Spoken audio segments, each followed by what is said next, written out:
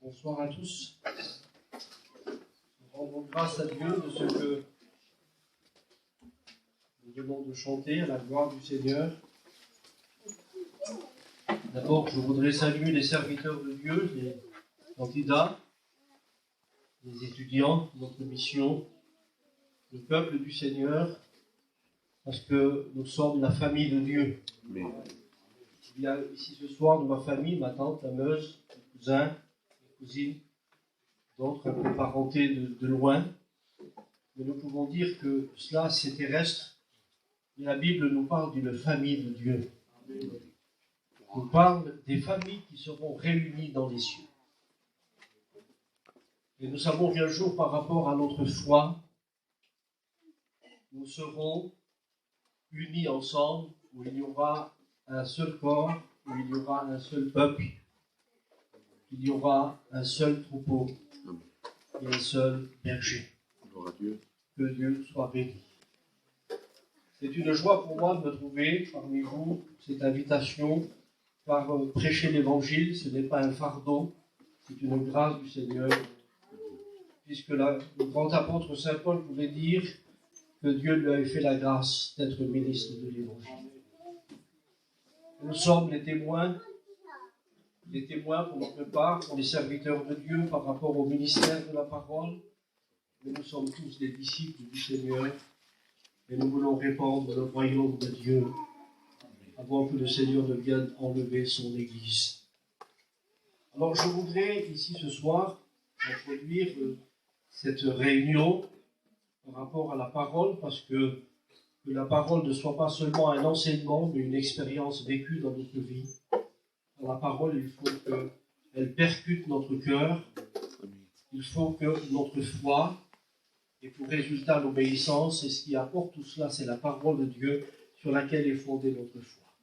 Le psalmiste déclare au psaume 119, verset 162, il déclare ceci: « La parole est le fondement de la vérité. » Et nous ne pouvons pas nous conduire en matière de foi en dehors de la parole de Dieu, parce que c'est elle qui est notre direction. Vous ne pouvez pas vivre votre foi, et je ne peux pas vivre ma foi en dehors de la parole de Dieu, parce que c'est elle qui structure ma vie de foi, d'obéissance et de fidélité.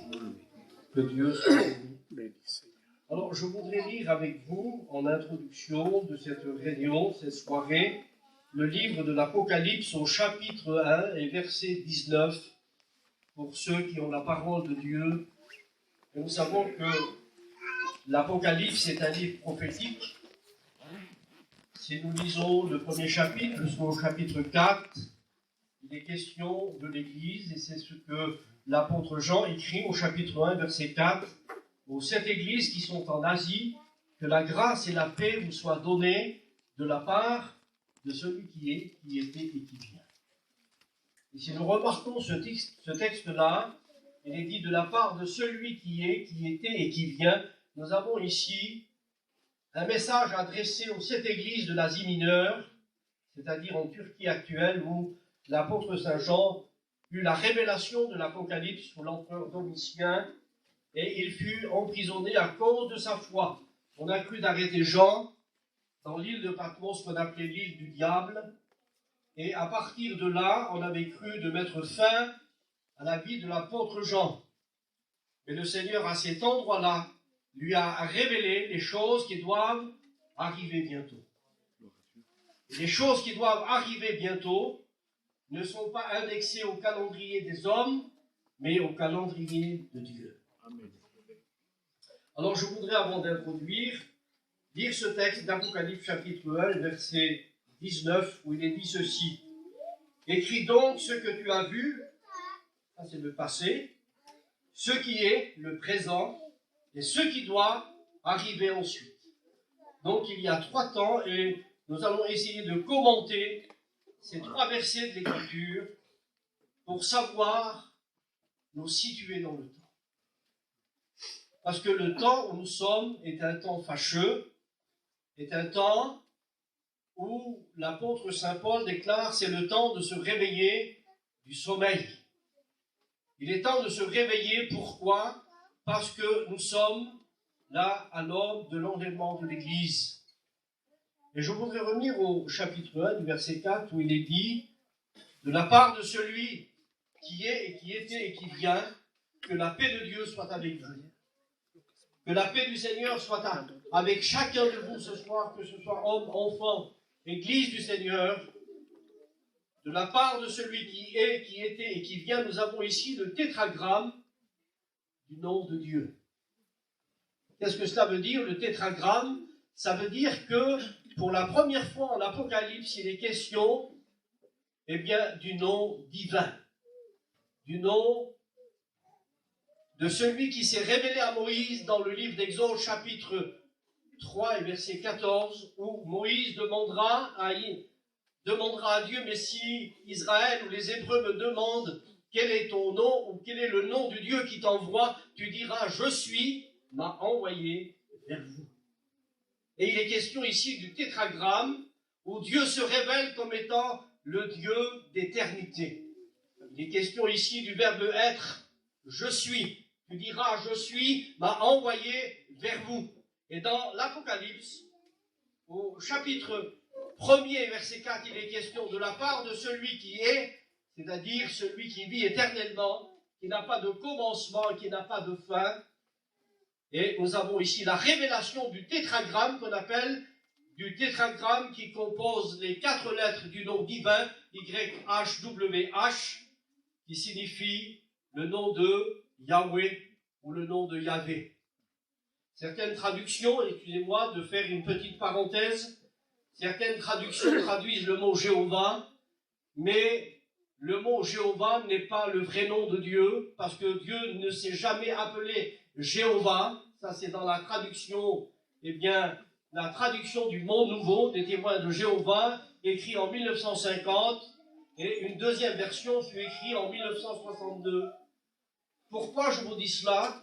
Parce qu'il n'y a jamais eu dans une traduction de la Bible, les témoins de Jéhovah le traduisent 237 fois dans le Nouveau Testament, bien plus encore dans l'Ancien Testament. Mais le vrai nom de Dieu ne s'est jamais fait appeler Jéhovah. Jéhovah est un nom mélange de Yahvé et d'Adonai, qui a été donné par un moine espagnol au XIIe siècle, qui s'appelait Romandus. Et au XIIe siècle, on a donné le mot Jéhovah, et les Jéhovah l'ont pris en disant que eux se servaient du vrai nom de Dieu comme étant le véritable nom de Dieu, alors que c'est faux, puisque les témoins de Jéhovah ne sont pas témoins de Dieu, mais ils sont témoins de l'erreur, parce que le mot Jéhovah est un nom mélange de Yahvé et d'Adonai, donc qui ne se prête pas au vrai nom de Dieu qui s'est révélé à Moïse dans Exode 3,14. Je referme la parenthèse et je voudrais revenir sur notre texte. Mais on ne peut pas dissocier, comme l'Apocalypse est un livre prophétique, à partir du chapitre 1 et jusqu'au chapitre 4, il est question de l'Église, et après le chapitre 4, où il est question de l'enlèvement de Jean par la petite porte qui s'ouvre dans le ciel, eh bien nous avons là le symbolisme, non seulement un symbolisme, mais une réalité prophétique qui trouvera sa réalité dans l'enlèvement de l'Église. Alors je voudrais que vous fassiez attention, il est 9h10 et le temps passe très très vite. Et avant de revenir sur notre texte, je voudrais parler d'Israël ce soir, parce qu'on ne peut pas dissocier Israël d'avec la prophétie biblique. Le peuple de Dieu prit sa naissance avec Abraham.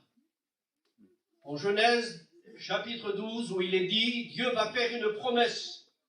Et Dieu va dire à Abraham, pars de ton pays, de ta patrie, de ta maison, pour un pays que je te montrerai.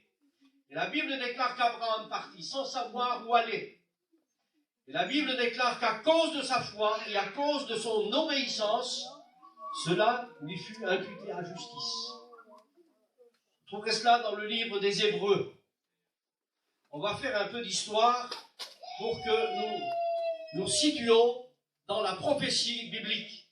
Il y a 39 livres dans l'Ancien Testament et 17 livres, eh bien, sont prophétiques concernant Israël, concernant le peuple de Dieu. Et je voudrais que vous soyez attentifs, frères et sœurs, Parce que lorsqu'on regarde Israël, Israël est l'accomplissement des prophéties de l'Ancien Testament. Parce que sur toutes les prophéties de l'Ancien Testament, tous sont indexés sur Israël et jamais sur l'Église. Parce que l'Église dans l'Ancien Testament n'existe pas. Elle est le mystère caché qui a été révélé à l'apôtre Saint Paul, le mystère caché de tous les temps, qui a été révélé à l'apôtre Saint Paul, et lui-même va le rappeler en disant ceci, eh bien que ces choses-là n'ont pas été révélées aux prophètes de l'Ancien Testament, mais ils ont été révélés aux apôtres.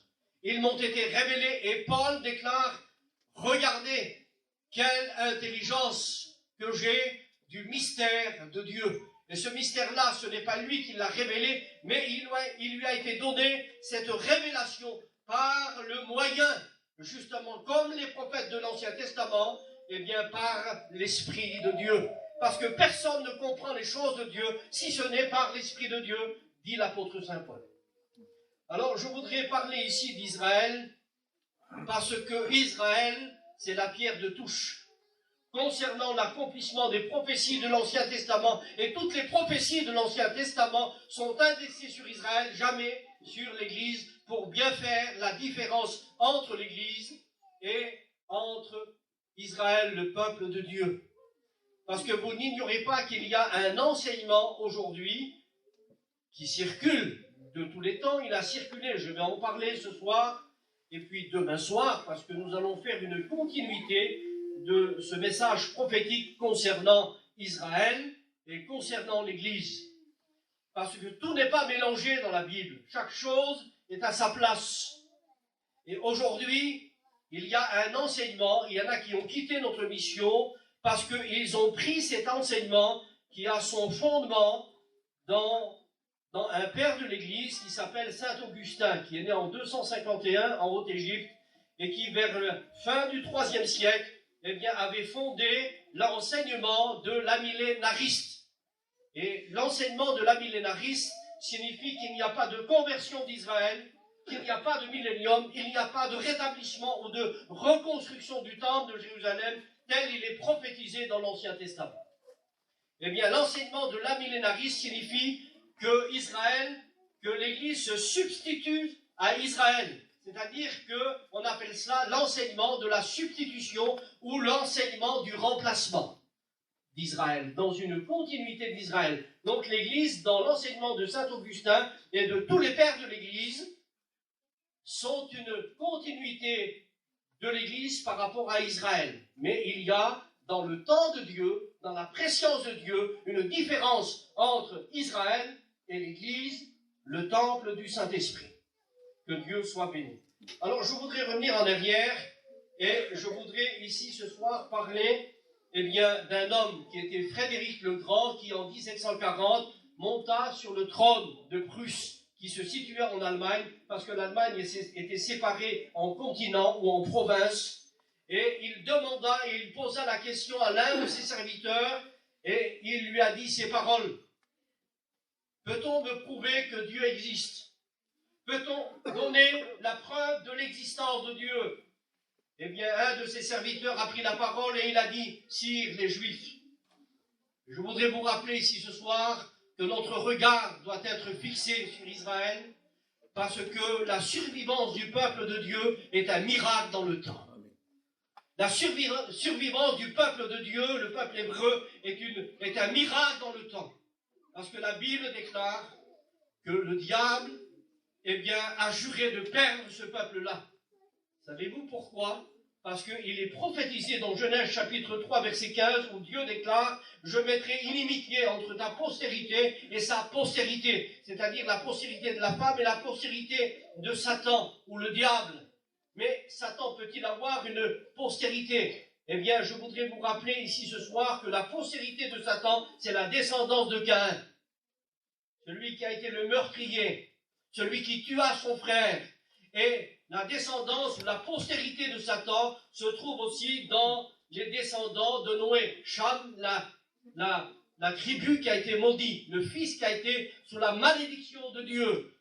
Le temps nous manquerait de parler de tout cela, mais je voudrais vous rappeler, frères et sœurs, que ce soir, Israël est le point ou le centre de la prophétie concernant tout ce qui va s'accomplir dans le temps.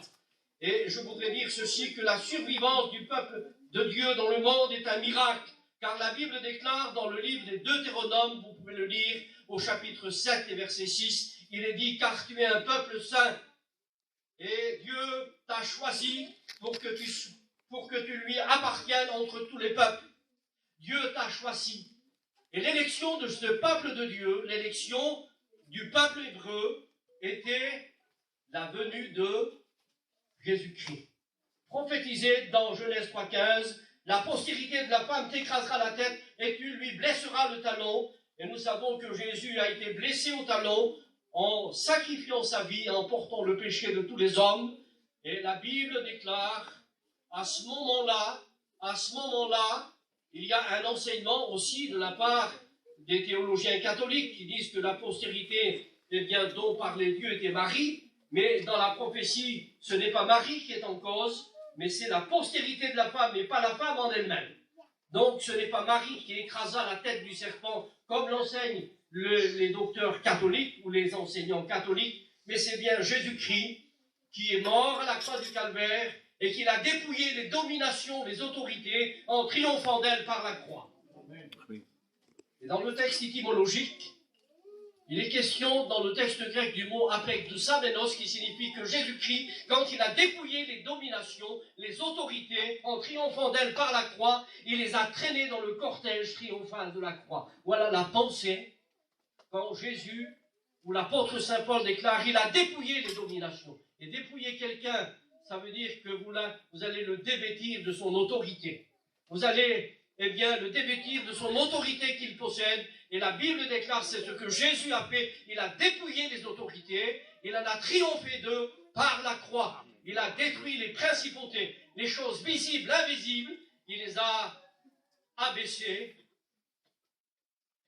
devant son autorité. Que Dieu soit béni. Alors je voudrais que vous soyez attentifs à la parole de Dieu, car tu es un peuple saint, dont Dieu t'a choisi pour que tu lui appartiennes entre tous les peuples.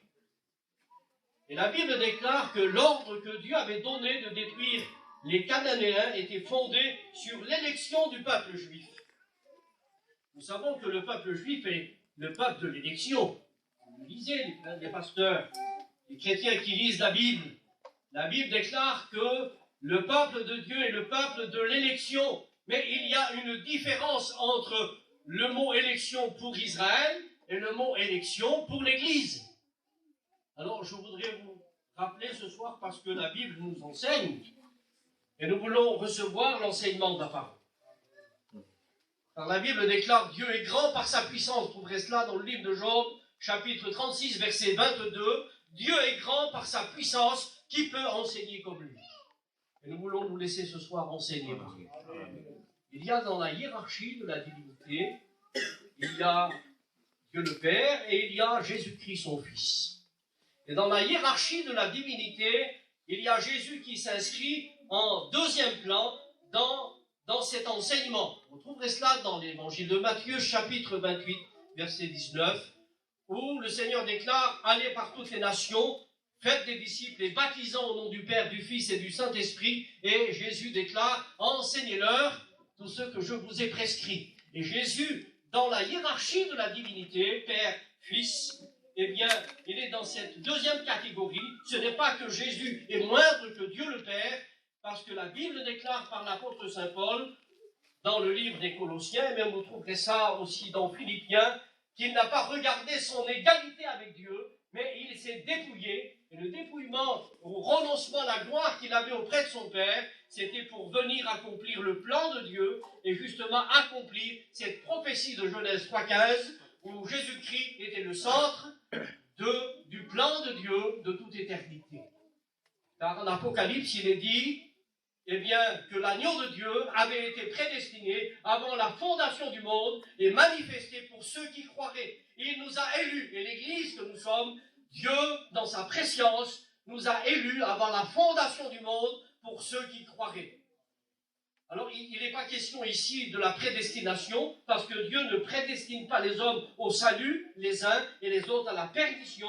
Il nous a prédestinés, ça c'est l'enseignement des calvinistes qu'on appelle une continuité, donc des pères de l'Église, qui annonçaient que Jésus-Christ, ou Dieu le Père, dans sa préscience, avait prédestiné les hommes, certains à être perdus et certains à être sauvés. Mais ça, ce n'est pas l'enseignement de la parole, parce que ça toucherait la justice de Dieu. La justice de Dieu signifie que cela est son caractère. Il est juste Dieu. Dieu ne couvre pas le mal, il est juste. Quand il juge le mal, il le jugera. Et quand il sauve le pécheur, il le sauvera. Et ça, fait partie de la justice de Dieu. La justice de Dieu se découvre lorsqu'il sauve le pécheur qui se repent. Et la justice de Dieu se découvre lorsqu'il condamne le pécheur qui ne veut pas se repentir. Je voudrais vous rappeler, frères et sœurs et amis, que Dieu est juste. Et que la justice de Dieu se découvre lorsqu'il sauve quelqu'un. Et ce soir, Dieu est capable de démontrer sa justice. Si vous vous repentez, le Christ vous pardonne. Gloire à Dieu. Parce qu'il en a payé le prix au travers de son Fils Jésus-Christ, celui qui a accompli le plan de Dieu. L'accomplissement du plan de Dieu de toute éternité s'est réalisé avec Jésus-Christ, qui a pris notre main celle de Dieu et les a unis. Il nous a réconciliés avec lui.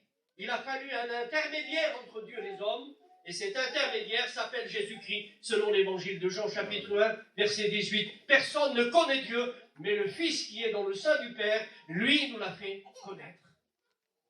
Personne ne connaît Dieu, et la connaissance du vrai Dieu nous vient par Jésus-Christ, parce que la Bible déclare qu'il nous a révélé le Père, que son nom soit béni. Il a dit à l'un de ses disciples, celui qui m'a vu, il a vu le Père, parce que Jésus est la révélation de Dieu.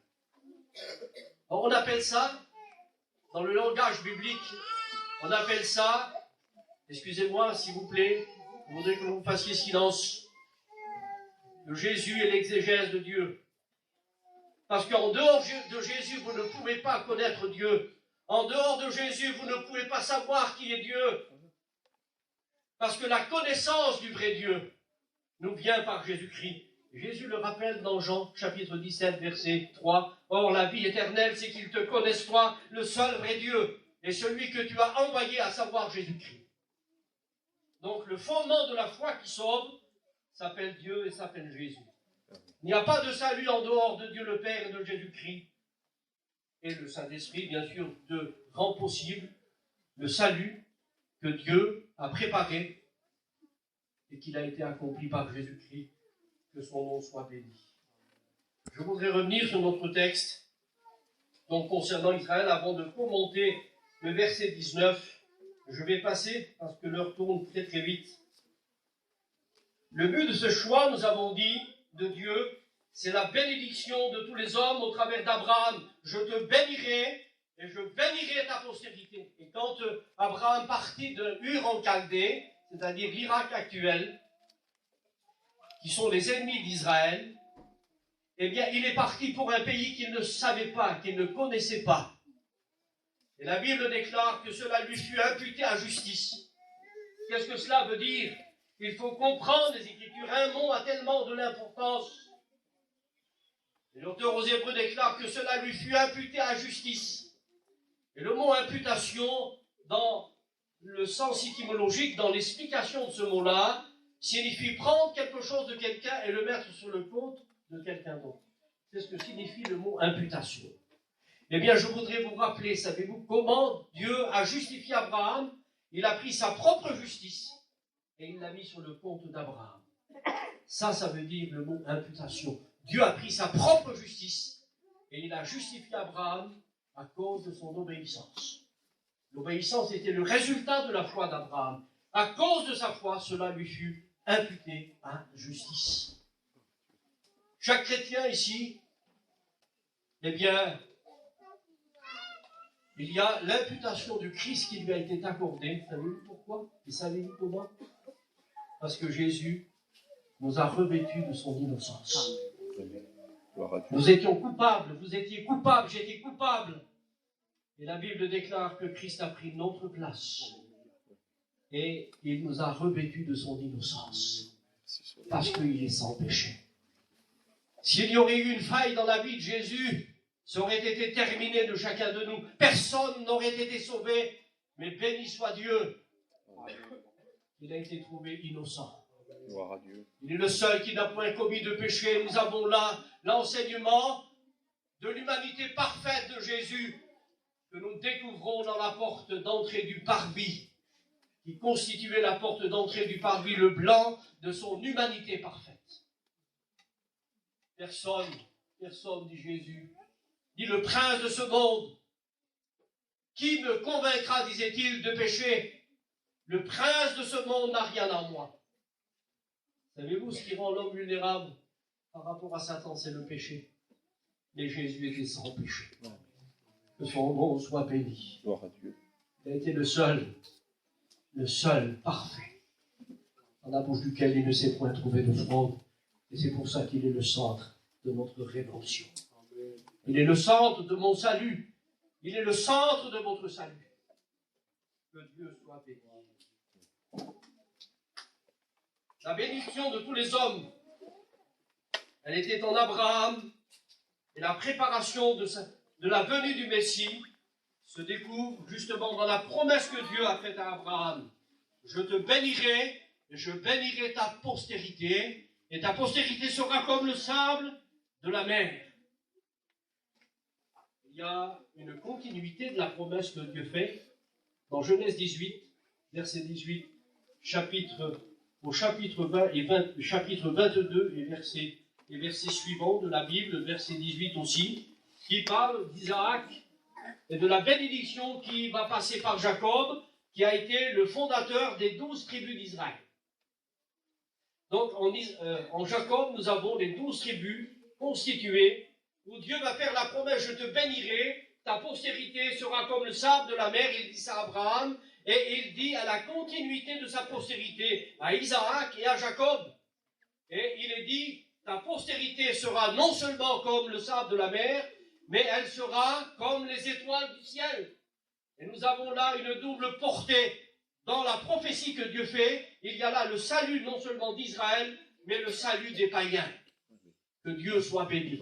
Il y a ici le salut des païens prévu par Dieu dans la prophétie que Dieu fait en Genèse chapitre 12, en Genèse chapitre 18 et en Genèse chapitre 22. Pourquoi je vous parle d'Israël? Parce que Israël est dans le collimateur des nations. Parce que Israël est le peuple de Dieu. Et par lui, Dieu accomplira toutes les prophéties de l'Ancien Testament. Que Dieu soit béni. Vous savez tous aujourd'hui, l'antisémitisme, qu'est-ce que cela veut dire? Il existe encore aujourd'hui l'antisémitisme. Ou que ce soit les États-Unis, ou que ce soit l'Europe, le monde entier haïssent le peuple juif. Parce que Dieu a une haine, parce que, pardonnez-moi, le diable a une haine farouche contre le peuple de Dieu. Il ne peut pas l'encaisser, ça, parce que c'est de lui qu'est sorti le salut de tous les hommes, parce que Jésus déclare, le salut vient des Juifs. Amen. La Bible nous est venue par le peuple juif. Le salut, dit Jésus, vient des Juifs. La connaissance du vrai Dieu, elle nous vient du peuple juif. Et c'est pour cela que le diable ne peut pas le supporter et il ne l'a pas désiré jusqu'à maintenant, parce qu'il voudra anéantir Israël par le biais de l'Antichrist. Nous en parlerons peut-être demain soir, concernant l'Antichrist, ou le mot Antéchrist. Mais je tiens des réserves pour demain, je ne peux pas dire tout ce soir, mais je voudrais revenir sur Israël. Tu n'es pas un peuple comme tous les autres peuples et Dieu t'a choisi. Dieu a choisi donc le peuple de Dieu. Et après les 1000 ans de son histoire, Israël est établi dans le pays de la promesse, lorsqu'elle a été délivrée de l'esclavage du péché par le sang de l'agneau pascal. Vous avez tous écouté parler de ce miracle que Dieu a fait au travers du sang qui avait été mis sur les linteaux des portes des maisons où habitaient les enfants d'Israël. Et la Bible déclare que ce sera pour vous la Pâque de l'Éternel. Ce jour-là, vous mangerez la Pâque avec des pains sans levain. Et Dieu déclare à Moïse, tu prendras le sang de l'agneau et tu le mettras sur les linteaux des portes. il y avait là, frères et sœurs, la délivrance promise par Dieu de l'esclavage d'Égypte par Pharaon, qui avait tenu esclave le peuple d'Israël pendant 400 années. Le séjour des enfants d'Israël furent de 430 ans, mais il y a eu 30 ans de paix sous Joseph. Et la Bible déclare que pendant 400 ans, Israël fut dominé par Pharaon en Égypte. Et je passe parce qu'il y aurait trop de choses à dire, mais je voudrais rappeler ce que Dieu déclare. Je passerai. Et quand l'ange passerait, où il y avait le sang, l'ange voyait le sang et il passait par-dessus. Tel est le sens du mot Pessa, en hébreu, qui signifie passer par-dessus, dans le sens d'épargner. Parce que Dieu déclare, si je ne passe pas à côté, c'est la destruction. Mais à cause du sang, il y avait la protection sur les enfants d'Israël. Et Dieu dira à Moïse quelque chose de précieux, quelque chose de grand. Et Dieu va dire à Moïse, tu prendras de son sang et tu le marqueras d'un tav. L'alphabet hébreu, le tav, avait pour signe la croix. Il y avait là, dans cette parole, que Dieu déclare à Moïse, tu prendras le sang de l'agneau pascal et tu le marqueras d'un tav. Et le tav, à l'époque de Moïse, avait la forme de la croix. Quelle inspiration, l'Écriture sainte. Que Dieu soit béni. La Bible déclare par Paul en 2 Timothée chapitre 2 verset 16, chapitre 3 verset 16, il déclare que toute écriture est inspirée de Dieu, utile pour convaincre, pour enseigner. Et quand il est dit dans le sens étymologique de ce mot, lorsque Paul parle que toute écriture est inspirée de Dieu, ça veut dire que dans le sens étymologique, dans le sens original de ce mot, il signifie que l'écriture elle-même a été soufflée hors de Dieu lui-même. Parce que Dieu est l'auteur de l'écriture. Il l'a donné à Moïse, écrit du doigt de Dieu les 10 commandements, que son nom soit béni. L'écriture, c'est le seul livre qui a été inspiré. Et c'est ce qui différencie la Bible de tous les autres écrits humains, parce que l'écriture sainte, elle a été inspirée par le Saint-Esprit. Je reviens sur Israël. Je vais prendre le temps, je ne vais pas essayer d'aller vite. Il est 10h25, bien que le temps passe. Je voudrais vous rappeler que 1000 ans après son histoire, Israël est établi dans le pays de la promesse. Mais il est rétrograde et son unité nationale est fragile. Et Pharaon, qui s'appelait Ramsès II dans l'histoire, eh bien, va s'emparer de ce peuple-là, du pays de Canaan. Il va s'emparer du pays de Canaan sans trop de difficultés. Et Ramsès va attester sa victoire sur Israël 1000 ans après qu'elle ait été délivrée de l'esclavage de Pharaon. Et Ramsès II va dresser un obélisque. Un obélisque que vous voyez comme centre place de la République. Tout ça, ce sont des insignes des civilisations païennes qui étaient une adoration et des cultes à de faux dieux. Et Pharaon va dresser un obélisque et il va marquer sur cet obélisque: Israël est vaincu. Israël est dans la poussière. Israël ne se relèvera plus. Voilà les 3 signes que Pharaon va attester pour démontrer sa victoire. Mais nous savons que Dieu veille sur son peuple et qu'il y a une main souveraine qui veille sur le peuple de Dieu pour qu'il ne soit pas anéanti. Alors, je voudrais, avant de continuer, revenir sur la page, chapitre 12 d'Exode, au verset 5, où il est dit: tu marqueras, eh bien, le signe des portes d'un tav. Le signe de la croix était prophétique. Et dans Exode, chapitre 12, versets 7 et 8, il est question de l'agneau pascal. Encore là, il est question de l'agneau. Et le Seigneur déclare: tu le mangeras rôti au feu. Tu ne le mangeras pas bouilli ou à demi-cuit. Tu le mangeras rôti. Bizarre tout de même. Tu le mangeras rôti. Ça veut dire que l'agneau pascal devait être brûlé au feu et brûlé par les flammes. Et au travers de ce mot, dans le texte hébraïque, dans le mot stala, eh bien, il est question encore du signe de la croix. Vous le mangerez rôti au feu, et il y avait là la portée de la croix encore prophétisée. La signification de ce mot, tu le mangeras rôti au feu, signifie, eh bien, que la croix était prophétisée. Tu le mangeras rôti au feu. Il était question ici de la croix dans le mot stala. C'est la croix qui est mise en évidence. Que c'est beau l'écriture. Que c'est beau l'inspiration de l'écriture.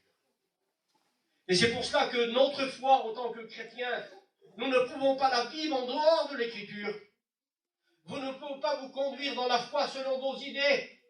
Vous ne pouvez pas vous conduire dans la foi selon ce que vous pensez ou ce que les pasteurs disent s'ils sont en porte-à-faux avec l'écriture. J'ai posé des questions l'autre jour et on m'a posé aussi la question. On m'a dit l'arme la plus grande c'est quoi? Alors certains ont répondu directement la prière. L'arme la plus grande du chrétien. Eh bien je vous dirais que c'est faux. Parce que l'arme la plus grande du chrétien c'est la parole. Que Dieu soit béni. Ne dites pas ce que je n'ai pas dit. Parce que la Bible va nous enseigner comment prier. C'est elle qui va nous enseigner. La première église, Actes des Apôtres, chapitre 2, verset 42, elle persévérait dans l'enseignement des apôtres. Égale doctrine. Elle persévérait dans la communion fraternelle. Elle persévérait dans la fraction du pain, Sainte Seine. Et elle persévérait dans les prières. Elle vient en 4e position. Ça veut dire ce que ça veut dire. Ça veut dire que vous ne pouvez pas prier n'importe qui, n'importe comment. Parce que c'est la prière qui va être le sujet de l'enseignement de la parole. C'est l'enseignement de la parole qui va nous donner à savoir comment prier. Et Jésus va enseigner les disciples en disant comment prier. Apprends-nous, enseigne-nous à prier. Et Jésus va dire notre Père qui est aux cieux. Ce n'est pas une prière récitée comme les religieux. Hein. Notre Père qui est aux cieux, que ton nom soit sanctifié. Jésus dit dans le même verset, au verset 7 du chapitre 6, il déclare ceci.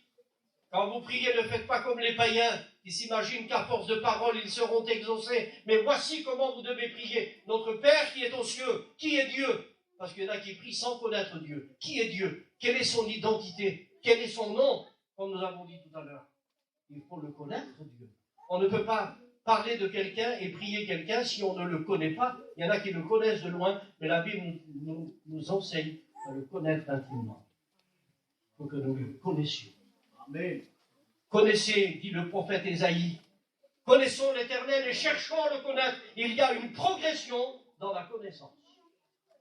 Que Dieu soit béni. C'est vrai que Dieu, on ne le voit pas. Quand la Bible déclare, dans l'Ancien Testament, c'était la prière, eh bien, la demande de Moïse encore, la demande de Moïse à Dieu. Il voulait voir Dieu. Mais comment voir Dieu? On peut se faire une idée de Jésus parce qu'il est devenu homme, il était comme nous. Il avait soif, il est né comme un bébé, il est né avec les haines, il avait faim, il avait soif, il était fatigué. Ça veut dire qu'il était homme, et Paul va le confirmer dans l'Épître aux Galates, au chapitre 4, verset 4, il est déclaré ceci. Jésus-Christ, né d'une femme. Ça prouve l'humanité de Jésus. Il était humain dans tout le vrai sens du mot, mais il n'avait pas perdu sa divinité. Il avait ces deux options, pas deux options, c'était une qualité réelle de Jésus. Il était divin à la fois et à la fois humain. Que Dieu soit béni. Il l'avait revendiqué dans son message. Alors pourquoi je vous dis cela? Il faut que vous suiviez l'enseignement de la parole, parce que c'est comme ça que l'on grandit dans la connaissance. Que Dieu soit béni. Regardez, il y a beaucoup de religions dans le monde, beaucoup de sectes pernicieuses. Ils prient n'importe qui, n'importe quoi. Pourquoi? Parce qu'ils n'ont pas d'enseignement. Mais nous savons que l'enseignement que nous avons, elle vient de la parole. Elle vient de Dieu le Père, le premier enseignant. Elle vient de Jésus, le deuxième enseignant. Ce n'est pas que, je le rappelle, que Jésus est moindre que Dieu, parce qu'il n'a pas regardé son égalité, dit Paul, mais il s'est dépouillé comme une proie d'être arraché et d'être égal à Dieu. Il était l'égal de Dieu, mais la soumission du Fils par rapport au Père, elle n'est pas obligatoire, elle est volontaire. Parce qu'elle trouve sa base dans l'amour éternel qui unit le divin de toute éternité. L'amour est encore un attribut de Dieu. Dieu n'était pas seul, comme certains le prétendent, certains pères de l'Église et certains prédicateurs qui nous ont quittés de notre mission, que Dieu était seul. Ça, on appelle ça une trinité modale de Sabellius au IIIe siècle. C'était un moine. Il avait dit que Dieu, dans l'Ancien Testament, était le Créateur. Et dans le Nouveau Testament, il s'est métamorphosé en Fils. C'est une métamorphose du Père en Fils. On appelle ça une trinité modale. Et quand Jésus est monté au ciel le jour de son ascension, eh bien, la Bible déclare qu'il s'est métamorphosé en Saint-Esprit. Et ça, c'est un enseignement qui est faux, parce que nous savons. Et c'est l'enseignement aussi du catholicisme. La Trinité. C'est-à-dire 3 personnes, un Dieu en 3 têtes. Mais tout au long de l'Écriture sainte, il y a la révélation de Dieu le Père, dans l'Ancien Testament comme dans le Nouveau Testament. Il y a la révélation du Fils et la révélation du Saint-Esprit. Vous pouvez lire ça dans Ésaïe 63 et vous ferez la distinction entre le Père, entre l'ange de l'Éternel et le Saint-Esprit que les hommes ont attristé. Vous trouverez ça dans le prophète Ésaïe, chapitre 63.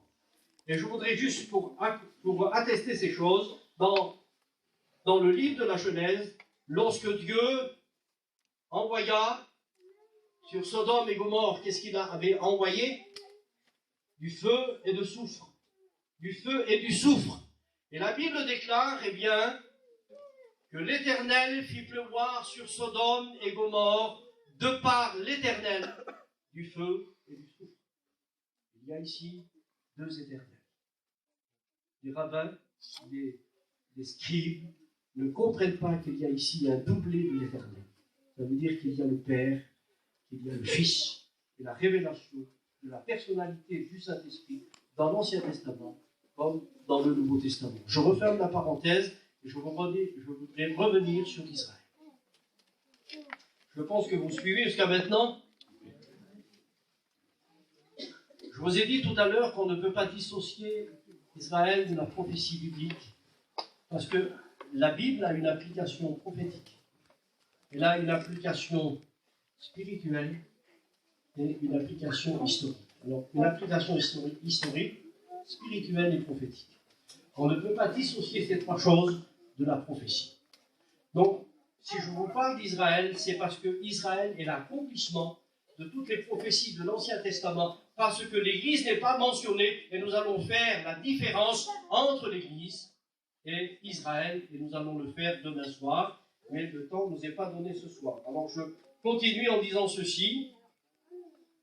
Israël avait dit, Ramsès II, est vaincu, Israël est dans la poussière, et Israël ne se relèvera plus. Et nous savons que dans l'histoire, il y a eu la destruction du peuple d'Israël, le peuple juif, qui a été mené partout, dispersé dans le monde. Et sa première dispersion s'est faite, à quelle époque? Elle s'est faite sous l'autorité de Nebuchadnezzar, le roi de Babylone, représenté dans la statue de Daniel par la tête d'or. C'est la domination, eh bien, des puissances mondiales concernant Israël. Et à partir de 586 avant Jésus-Christ, la tribu de Juda et de Benjamin furent déportées en Babylonie, c'est-à-dire en Irak actuel. Et lorsqu'elle fut déportée en Babylonie, c'était la tribu de Juda et de Benjamin, il y a eu 70 ans après le retour de la diaspora, de la dispersion sous la conduite de Zorobabel, parce qu'il y a eu un édit de Cyrus en 537 qui permit la reconstruction sous l'autorité aussi du roi Artaxerxès Ier, qu'on appelait Artaxerxès Ier main longue. Et ces 2 rois, qui étaient des ennemis de Dieu, des ennemis d'Israël, Dieu a disposé leur cœur pour donner la possibilité à la tribu de Juda et de Benjamin de revenir à Jérusalem pour reconstruire le temple et ses murailles. Que Dieu soit béni. Il y avait là la prophétie de Jérémie qui était en accomplissement, où il est dit que 70 ans après, eh bien, Israël devait revenir dans son pays pour reconstruire le temple qui avait été profané par Nebuchadnezzar, le roi de Babylone, l'ennemi d'Israël. On appelle ça le temps des nations. Le temps des nations a commencé avec la reconstruction du temple et les murailles de Jérusalem. Et les temps des nations, selon Jésus, dans Luc 21, se terminera à l'enlèvement de l'Église. Que Dieu soit béni. Et nous avons là un signe prophétique concernant le temps des nations qui a commencé avec Nebuchadnezzar en 537 lors du retour de la diaspora ou de la dispersion du peuple juif en Irak actuel, c'est-à-dire en Babylonie. Pourquoi je vous parle de cela? Parce qu'on ne peut pas dissocier l'histoire d'avec la prophétie biblique. Jérémie, lorsqu'il avait prophétisé que 70 ans devaient s'écouler et que le peuple devait revenir de la diaspora, revenir de son esclavage, il appela son fils Séar. Comment il l'appela? Séar Jassub. Et regardez dans le nom de son fils, dans le nom, il y avait là l'inspiration encore du Saint-Esprit, parce que même les noms dans la Bible sont inspirés. Il appela son fils Séar Jassub, qui signifie un reste reviendrait. Que c'est beau la Bible, Seigneur. Même dans les noms, il y a l'inspiration. Séar Jassub signifie un reste reviendrait. Et la prophétie s'est accomplie en 537 sous l'ordre de Cyrus, roi de Perse, qui permit la reconstruction du temple de Jérusalem. Que Dieu soit béni. Quelle précision. Encore 10 minutes. Il est 10h moins 10. On peut aller jusqu'à 10h.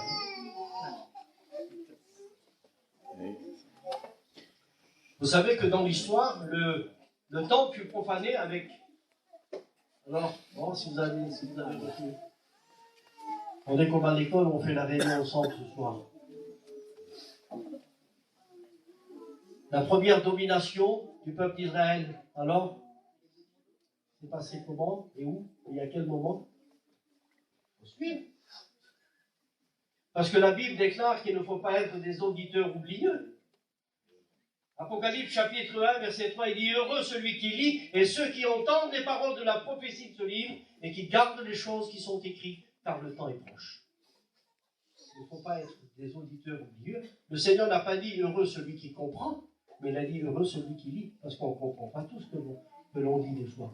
Mais lorsqu'on s'humilie devant Dieu, alors le Saint-Esprit devient l'agent révélateur de la pensée de Dieu, pour le plus grand bien de notre âme, que son nom soit béni. Parce que la parole est un grand trésor. Et nous voulons y puiser dans cette parole-là pour que nous grandissions, pour que nous arrivions à une maturité spirituelle. Et oui, la Bible déclare qu'il faut que nous arrivions à la stature parfaite du Christ. Vous allez me dire, mais j'en suis loin. Mais c'est possible. Parce que Jésus a marché en tant qu'homme sur la terre, et la Bible déclare qu'il nous a montré l'exemple pour que nous suivions ses traces. Pour arriver à sa stature, savez-vous ce que ça veut dire? C'est arriver à son niveau à lui. Qu'est-ce que ça veut dire, le statut? C'est arriver à son niveau à lui. Eh bien, je voudrais que pour que nous arrivions à son niveau, il faut que nous mettions en pratique la parole. Et si nous la mettons en pratique, alors la Bible déclare que nous vivrons pareil. Que son nom soit béni. Alors il y a eu la profanation, première profanation par Nebuchadnezzar, deuxième profanation du temple, c'est dans l'histoire hasmonienne, on appelle ça, avec Mattathias, le sacrificateur descendant de la sacrificature de Zadok, en 165 avant Jésus-Christ. Il y a eu la profanation du temple là, sous l'autorité d'Antiochus Épiphane IV, qui a offert une truie dans le Saint des Saints. C'était l'abomination dont parle le prophète Daniel au chapitre 2. Il parle de l'abomination établie en lieu saint. Il était le précurseur de l'Antichrist qui va apparaître. Il a offert une truie dans le Saint des Saints, c'était l'abomination, et il a dressé une statue de Dieu, du dieu Zeus, dieu de la mythologie grecque. Et si je parle de ça, c'est pour vous faire rappeler que le temple a été profané avec Nebuchadnezzar. Il a été profané en 165 avant Jésus-Christ par Antiochus Épiphane. Et il a été une troisième fois profané avec qui? Par Titus, l'empereur romain. En 70, Jésus avait prophétisé, voyez-vous, disait-il aux apôtres, il ne restera pas pierre sur pierre qu'il ne soit renversé. Et en 70, après Jésus-Christ, eh bien, le temple fut détruit. Il fut détruit selon la parole du Seigneur. Il a été profané 3 fois. Je voudrais vous rappeler, frères et sœurs, pour que nous nous affermissions dans la foi par rapport à notre espérance, que jamais le temple que nous sommes, 1 Corinthiens chapitre 6, verset 19, eh bien Paul déclare, nous sommes le temple du Saint-Esprit. Et ce temple-là, qui est l'Église, dont vous en faites partie, j'en fais partie, ne sera jamais profané par l'esprit de l'Antichrist, ni par l'Antichrist lui-même, parce que l'apôtre Saint Paul déclare qu'en 2 Thessaloniciens, il faut que celui qui le retient ait disparu, alors paraîtra l'impie, que le Seigneur détruira par le souffle de sa bouche et par l'éclat de son âme. Il faut que celui qui le retient ait disparu. Et qu'est-ce qui empêche l'Antichrist de se manifester ou d'apparaître sur la scène du monde? Eh bien, c'est l'Église et le Saint-Esprit. Alors, je voudrais faire une petite parenthèse, j'ai encore 5 minutes, ça tombe vite l'heure. S'il vous plaît, ne faites pas attention aux enfants. Faites attention à la parole de Dieu. Il faut que celui qui le retient ait disparu. Et qu'est-ce qui empêche l'Antichrist de paraître? Eh bien, nous ne pouvons pas dissocier l'Ancien Testament du Nouveau Testament. Eh bien, savez-vous que dans le livre de la Genèse, lorsque Dieu enleva son esprit des hommes, le déluge est venu, et que c'est le Saint-Esprit qui mettait un frein au mal et au jugement de Dieu. Et dans le Nouveau Testament, il faut que celui qui le retient ait disparu. L'appellation est au masculin. L'Église, c'est un féminin.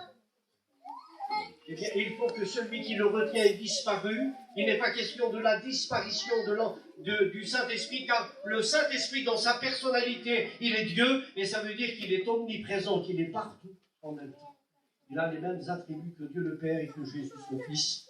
Mais la Bible déclare que le Saint-Esprit ne disparaîtra pas, mais il sera mis à l'écart. Parce que c'est lui qui barre le chemin à l'apparition de l'Antichrist. Et avec l'Église, elle est inclue dedans. Il faut que celui qui le retient, et celui qui le retient est disparu, alors paraîtra l'impie, que le Seigneur détruira par le souffle de sa bouche et par l'éclat de son âme. Alors, on va arrêter là, et je vais reprendre demain soir. Je pense que ça a été une introduction par rapport à Israël et nous n'avons pas fini. Mais je voudrais juste dire ceci, j'ai encore 4 minutes, je vois là. Le temple fut détruit.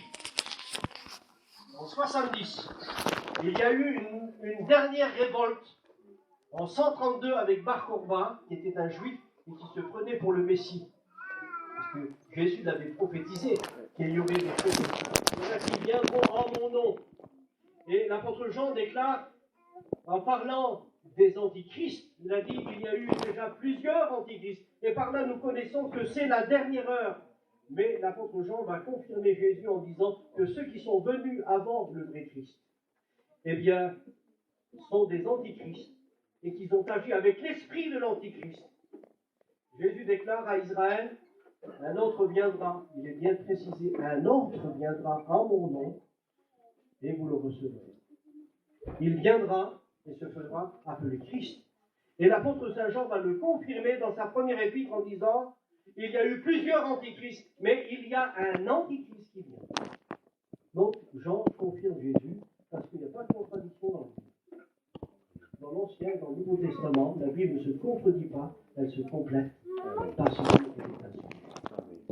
Et à partir de là, quand le temple fut détruit, 1 300 000 Juifs furent massacrés, et 97 000 furent menés en esclavage.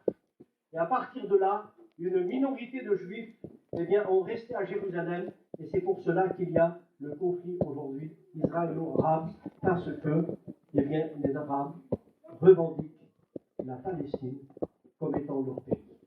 Alors je vais arrêter et je continuerai demain soir par rapport justement avec la mosquée d'Omar et la mosquée d'Al-Aqsa qui a été construite sur le dôme du rocher. Et nous allons dire quelques mots demain soir pour continuer et reprendre justement les prophéties concernant Israël et la différence entre l'Église et Israël.